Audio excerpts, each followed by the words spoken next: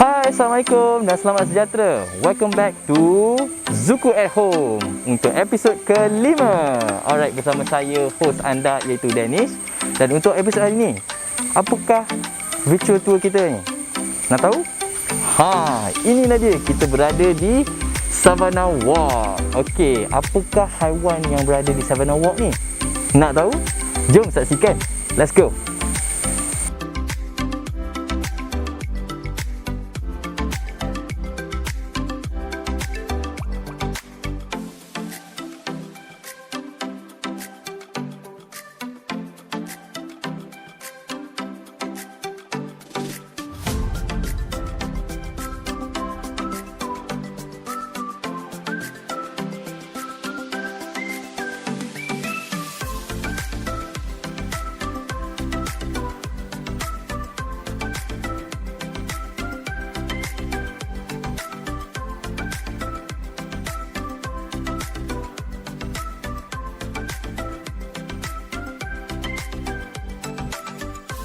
Okey, inilah dia jambatan Savannah Walk yang kita ada di Zoo Negara Malaysia.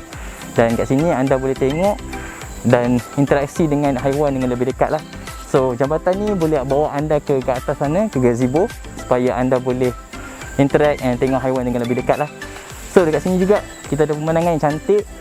Untuk anda ber-OOTD pun boleh. And boleh nampak Bukit Tabur kat atas sana. Cantik tau. Rugi kalau anda tak naik sini. So, jom tengok. Di gazebo Savannah Walk ni kita ada pelbagai haiwan-haiwan yang ada, dan dekat sinilah kita boleh interact dengan haiwan dengan lebih dekat dan juga boleh nampak dengan lebih dekat lah, right? Tetapi dekat sini kita tak boleh feed lah. Untuk visitor tak boleh feed haiwan-haiwan je lah. Cuma hanya boleh feed ni adalah untuk zookeeper saja. Okey, alright. So sekarang ni kita ada di Savannah Walk seperti apa yang saya mention tadi. So di Savannah Walk ni kita ada pelbagai haiwan seperti zirafah, ostrich, oryx dan juga antelope. So kat sini kita boleh nampak lah. So saya akan panggil untuk bagi feeding dekat zirafah. Mas Jan! Mas Jan! Mas Jan! Aiso! Mas Jan! Aiso! Come boy. Mas Jan, Aiso. Alright. So dekat sini lah kita boleh nampak dia akan datang untuk makan dia punya ni. Mas Jan, Aiso, come. So nampaknya dia suka bunyi ni untuk tahu yang dia punya makanan dah sampai. Right. Come Aiso. Hello beautiful. Bye. Hello sayang. Sedap Okey, so sayang, tahu lapar. Ya. Nyam. Lagi. So take your time. Janganlah laju.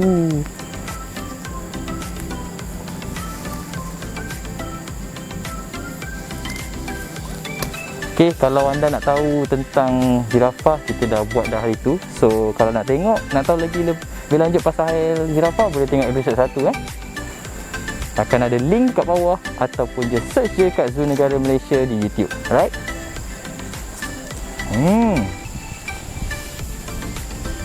Mas Jan, ni. Aiso. Sini sayang. Makan. Take your time. Ambil lagi. Au.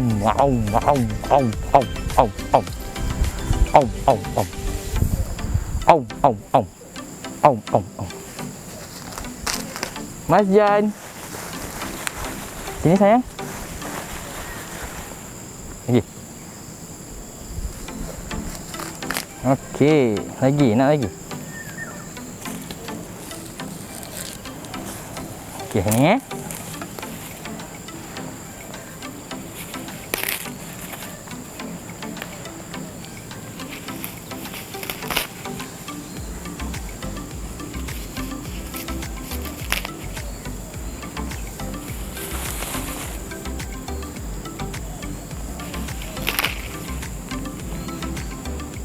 Okay, meh. Okay.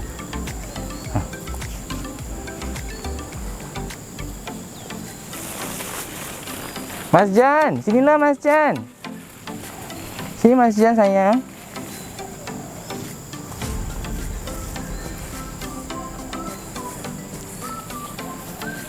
Okey, sekarang ni kita ada 2 zirafah. Dekat savana ni kita ada 2 zirafah dan ada lagi 2 kat tempat lain.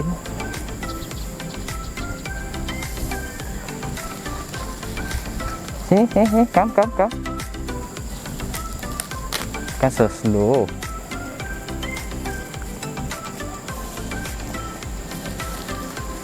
Sini.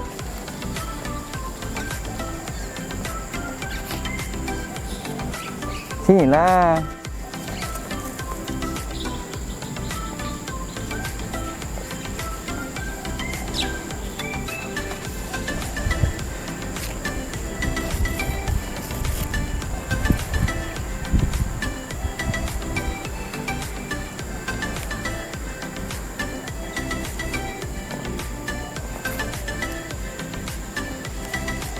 Allah, jatuh pula.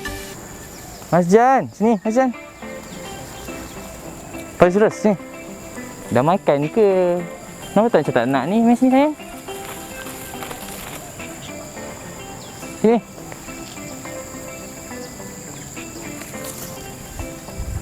Nak lagi? Esok? Mainlah sini. Awak tak makan lagi kan, Meh? Nak lagi? Alah, awak ni lapar sangat ni. Nyam. So slow.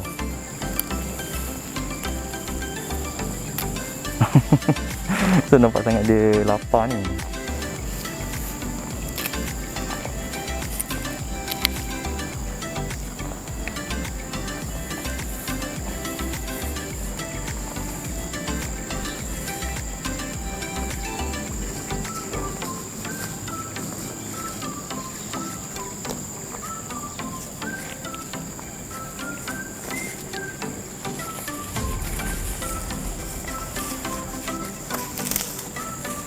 Apa lagi?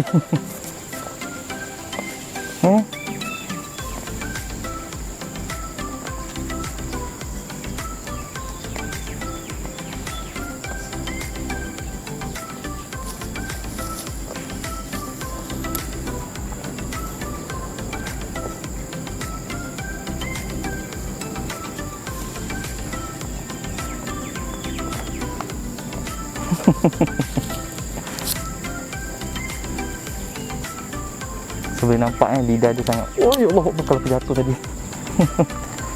Kita boleh nampak dia punya lidah warna ungu, right? Lidah dia tajam-tajam supaya dia boleh senang tertarik. Panjang dia sangat panjang, sampai ke 25 cm. Right? Habis dah sayang. Okay, bye bye. Come, sini. Aiso.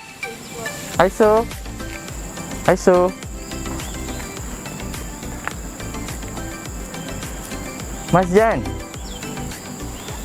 Yang dah, okay. Yang dah. Alright, so kita baru je lepas feed kita punya zirafah tadi, Mas Jan dan juga Aiso. Dan kalau anda terlepas dengan episod pertama tentang zirafah dan haiwan-haiwan lain, anda boleh tengok dekat episod kita pertama di YouTube channel, okay? YouTube channel kami iaitu Zoo Negara Malaysia. Alright, so kita pergi ke segmen kita seterusnya iaitu haiwan kita yang pertama pada hari ini. Nak tahu tak? Tahu? Jom kita saksikan. Okey, sekarang ni kita bersama dengan haiwan kita yang pertama dalam episod kali ini. Rasa-rasanya siapa boleh bagi jawapan tentang haiwan ni? Cepat bagi jawapan. Ya, betul. Inilah dia haiwan yang dipanggil badak sumbu. Tapi ini bukan badak sumbu biasa je. Ini adalah badak sumbu putih ataupun dipanggil white rhino. Badak sumbu putih ni dia berasal dari kawasan savana di Afrika dan ia merupakan haiwan darat kedua terbesar di dunia selepas gajah. Untuk pengetahuan anda semua, terdapat 5 spesies badak sumbu yang ada dalam dunia, iaitu badak sumbu putih dan badak sumbu hitam yang berasal dari Afrika. Dan 3 spesies lagi berasal dari Asia, iaitu badak sumbu India, badak sumbu Jawa dan juga badak sumbu Sumatera. Mereka ni juga merupakan antara salah satu haiwan mamalia darat yang tertua di dunia dan boleh bertahan hidup sehingga lebih daripada 50 tahun. Badak sumbu putih ni merupakan haiwan herbivore yang makan tumbuh-tumbuhan. Di zoo negara Malaysia, selalunya kami akan bagi makanan hariannya seperti kangkung, sekam, rumput kering, rumput napier, kacang panjang, ubi keledek, pellet, dengung hancur dan juga lobak. Di zoo negara kita ada 3 ekor badak sumbu putih, 2 ekor betina dan juga seekor jantan. Yang jantan kita bagi nama dia Alpha, yang betina pula kita beri nama Afri dan juga Lela. Umur Alpha ni sudah cecah ke 35 tahun, Afri 31 tahun dan juga Lela adalah yang paling tua, 57 tahun. Kalau anda tengok betul-betul, anda mesti pelik kan? Nama badak sumbu putih, tapi tak putih pun. Ini sebabkan badak sumbu putih ni dia suka berkubang di dalam lumpur. That's why dia tak nampak macam putih. Kalau ikutkan, lumpur ni sangat-sangat penting untuk badak sumbu. Lumpur ni bukan saja untuk menyejukkan badan, tetapi untuk menghalau serangga juga, malah berfungsi untuk pakai seperti sunblock untuk kulit mereka. Mereka banyak menghabiskan masa berehat mereka hanya untuk berkubang di dalam lumpur sahaja. Tetapi jika di kawasan tersebut tiada lumpur, mereka akan bermain dengan debu kering lah. Jom kita tengok ciri-ciri fizikal yang ada pada badak sumbu putih. Mereka ada badan yang besar dan tegap, berleher pendek, bibir yang lebar dan kepala yang besar. Kalau di bahagian kaki, mereka ada 3 kuku kaki, di mana kuku yang di tengah lebih besar daripada yang lain. Kuku kaki tersebut membolehkan mereka untuk menampung dan menyimbangkan badan mereka yang besar tu. Kalau anda semua nak tahu, berat badan untuk badak sumbu putih dewasa boleh mencapai 1,800 kg hingga 2,700 kg tahu. Wah, berat. Kalau macam tu, tak hairan lah kan kenapa mereka ni digelar haiwan darat kedua terbesar di dunia. Walaupun ia mempunyai badan yang besar, anda semua jangan ingat mereka tak boleh berlari tahu. Kelajuan larian badak sumbu ni boleh mencapai 40 km sejam, tetapi dalam jarak yang dekat saja. Badak sumbu putih ni mempunyai indera pendengaran dan bau yang sangat baik. Kalau anda lihat dengan betul, ia hanya ada bulu di 2 bahagian tubuh sahaja, iaitu di telinga dan di hujung ekor. Badak sumbu putih ni mempunyai 2 tanduk di bahagian depan mukanya dan kebiasaannya tanduk yang paling depan adalah yang paling besar. Tanduk ia terdiri daripada serat keratin yang terdapat pada rambut dan kuku manusia. Atau dalam erti kata lain, yang ianya bukanlah tanduk yang sebenar.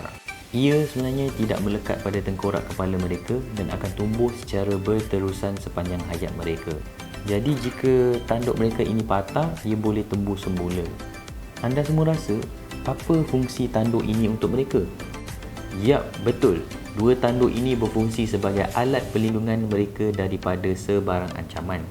Kalau diikutkan dengan saiz badan mereka yang besar ini, mereka tiada pemangsa lain di hidupan liar, tetapi mereka sering diburu oleh manusia kerana tanduk mereka. Kalau anda semua perasan, badak sumbu putih ini hanya melihat ke bawah saja kan?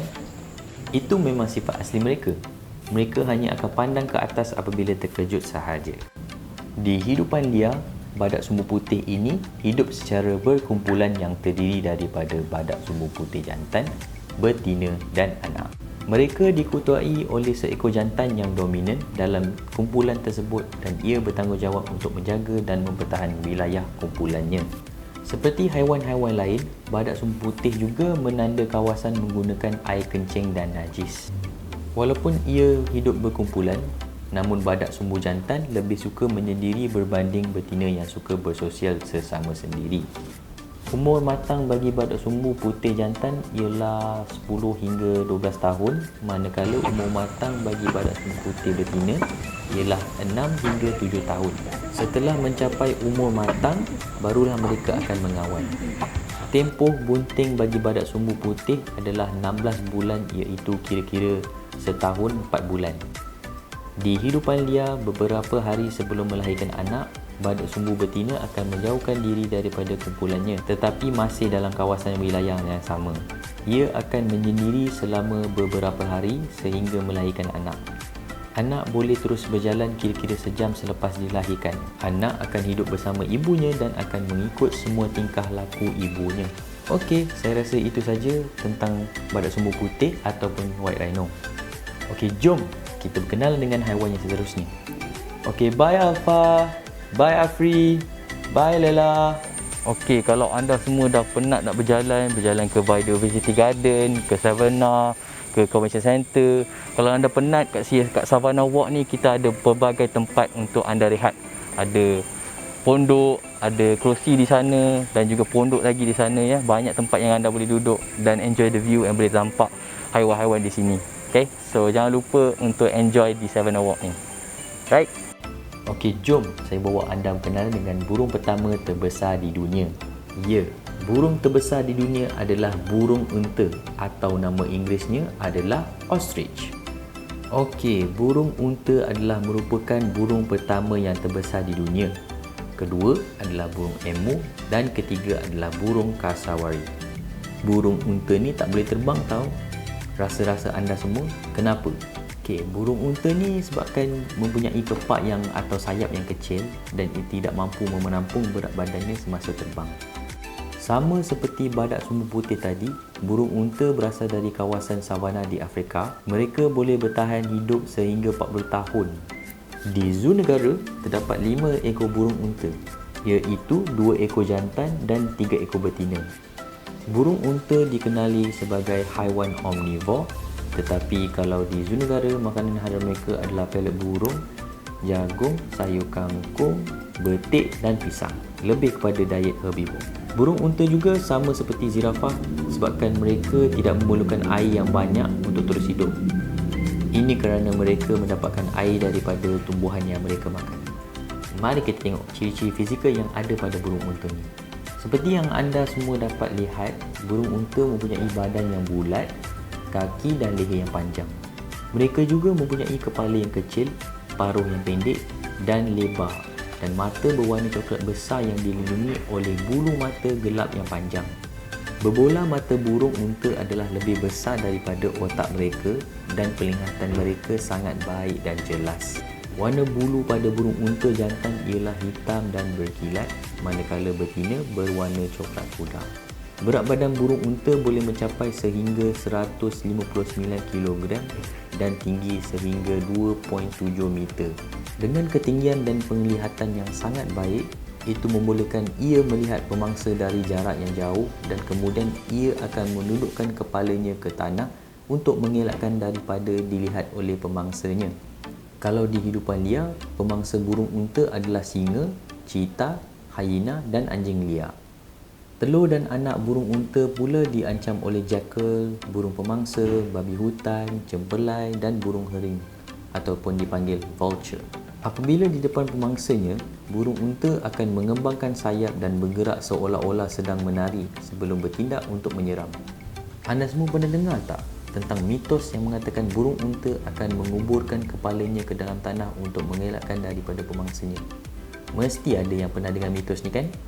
Sebenarnya semua tu tak betul. Burung unta hanya menundukkan kepalanya ke tanah bukan untuk menguburkan kepala ke dalam tanah tau. Kalau anda boleh fokuskan di bahagian kakinya, mereka hanya mempunyai 2 jari kaki dan kuku. Burung unta mempunyai 3 bahagian perut dan burung unta mengeluarkan air kencing dan najis secara berasingan. Ia tidak sama seperti burung lain yang mengeluarkan najis bersama dengan air kencing. Dengan adanya kaki yang besar dan panjang, ia membolehkan burung unta ini berlari sehingga boleh mencapai 70 km sejam dan satu langkah lariannya boleh mencapai 5 meter. Oleh itu, dikategorikan sebagai burung yang mempunyai larian yang paling cepat di antara spesies burung dan haiwan yang mempunyai 2 kaki yang lain. Kakinya juga boleh berfungsi sebagai senjata untuk mempertahankan diri.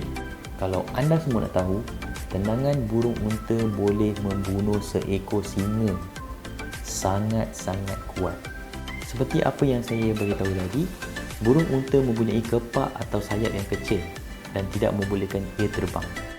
Namun, sayap tersebut digunakan sebagai alat tarikan semasa musim mengawan, juga sebagai pelindung kepada mereka jika cuaca panas dan sebagai kemudi untuk membantu mereka mengubah arah ketika sedang berlari. Burung unta hidup secara berkumpulan yang dianggotai sekitar 12 individu dan diketuai oleh seekor burung unta jantan yang paling dominan. Di hidupan dia, burung unta hidup bersama zebra, rusa dan juga sable antelope. Jadi, jika haiwan-haiwan ini berpindah ke kawasan lain, burung unta akan turut ikut untuk berpindah. Semasa musim mengawan, burung unta jantan akan membuat sarang di atas tanah dan kemudian akan menarik perhatian betina dengan cara menari. Ia akan menggoyangkan sayap dan ekornya, mengayunkan kepala dan lehernya ke sisi. Setelah berjaya menarik perhatian betina dan mengawan, burung unta betina akan bertelur di sarang yang telah dibuat oleh burung jantan tersebut. Anda rasakan dengan saiz badan mereka yang besar ni, macam mana pula dengan saiz telur mereka? Yes, telur burung unta merupakan telur terbesar dalam spesies burung yang ada di dunia. Okey, kalau anda semua nak tahu besarnya saiz telur burung unta ni, anda boleh tengok di Zooku at Home episod pertama di YouTube channel Zoo Negara Malaysia.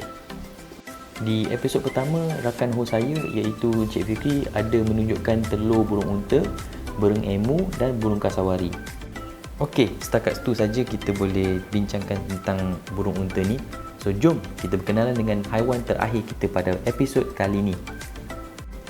Anda rasa anda pernah tak nampak haiwan ni? Mungkin ada yang kat sini kenal tapi tak tahu nama haiwan ni apa. Okey, jom saya kenalkan dia. Nama haiwan ini adalah sable antelope, juga berasal dari kawasan savanna di Afrika.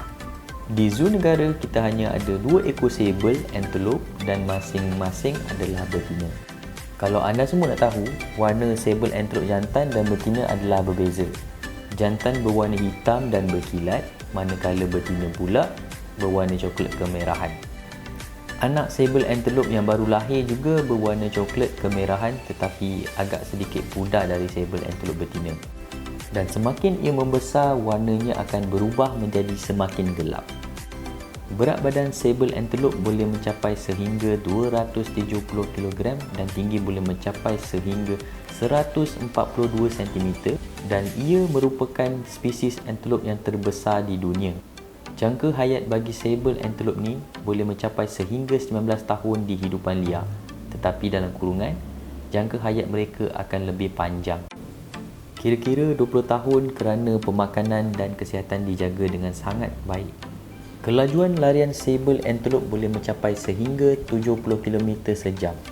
Sable antelope juga merupakan haiwan herbivore iaitu memakan tumbuh-tumbuhan dan buah-buahan. Di hidupan liar, mereka hidup secara berkumpulan. Terdapat sekitar 15 hingga 12 individu sable antelope dalam kumpulan tersebut dan mereka diketuai oleh seekor sable antelope betina yang paling dominan. Dalam kumpulan tersebut, hanya akan ada seekor jantan dewasa. Ia mendapat hak untuk mengawan dengan betina yang ada dalam kumpulan tersebut. Jika anak yang dilahirkan adalah betina, maka ia akan kekal dalam kumpulan tersebut. Namun jika anak yang dilahirkan adalah jantan, ia akan dipisahkan dari kumpulan tersebut setelah berusia sekitar 3 tahun. Anak jantan yang dipisahkan akan membuat kumpulan baru bersama anak-anak jantan yang lain atau juga dikenali sebagai kumpulan bujang. Dalam kumpulan tersebut, jantan yang paling dominan akan menjadi yang pertama menyertai kumpulan betina. Tempoh bunting untuk sable antelope ni adalah 9 bulan tau, sama seperti manusia. Kalau anda semua nak tahu, jika sable antelope betina sudah bersedia untuk melahirkan anak, mereka akan menjauhkan diri daripada berkumpulan. Mereka akan mencari semak-semak untuk melahirkan anak dan mereka akan meninggalkan anak tersebut selepas dilahirkan. Okey, ibu-ibu jangan rasa sedih. Okey, sebabkan ia akan kembali untuk menyusukan anak dan jika anak tersebut sudah cukup kuat, barulah akan dibawa kembali kepada kumpulan. Okey, sekarang jom kita tengok ciri-ciri fizikal yang ada pada sable antelope ni. Kalau anda semua boleh nampak, sable antelope mempunyai leher yang pendek, badan yang tegak dan berdiri tegak seperti kuda. Di bahagian muka mereka terdapat tanda putih terutama di bahagian mata dan mulut. Bahagian bawah badan mereka juga berwarna putih. Yang paling menarik tentang tanduk sable antelope ni kerana jantan dan betina masing-masing mempunyai tanduk. Tanduk itu juga berfungsi sebagai alat untuk mempertahankan diri mereka daripada pemangsa dan jangan terkejut kerana tanduk itu boleh membunuh pemangsanya seperti singa. Yap, Singa, hyena dan anjing liar merupakan pemangsa untuk sable antelope di kawasan savanna Afrika. Tapi selalunya sable antelope akan berlari terlebih dahulu sebelum bertindak untuk menyerang dengan tanduknya. Dalam erti kata lain, tanduk itu digunakan sebagai pilihan terakhir untuk berlawan dengan pemangsanya.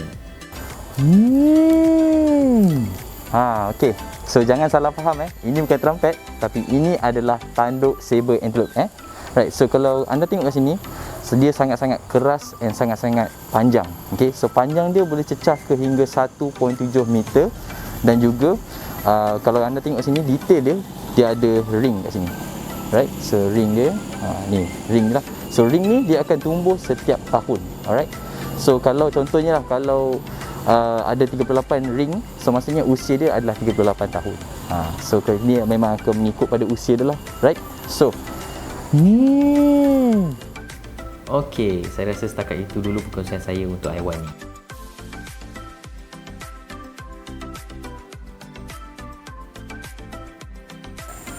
Okey, kita dah sampai ke penghujung episod pada hari ini. Saya ingin minta maaf jika ada terkasar bahasa dan salah information. Tapi saya harap anda semua dapat information yang betul dan jelas. Okey. Saya juga ingin mengingatkan anda semua untuk join sesi kuis kita pada pukul 11 nanti hadiah menanti anda. Alright. So jangan lupa untuk follow dan like dan share kita punya social media semua di Instagram dan juga Facebook. Facebook dan Instagram. Okay, so YouTube channel kita juga Zoo Negara Malaysia. Kalau anda terlepas episod pun anda boleh tengok di sana. Okay, so satu destinasi, pelbagai pengetahuan. Bye, Assalamualaikum.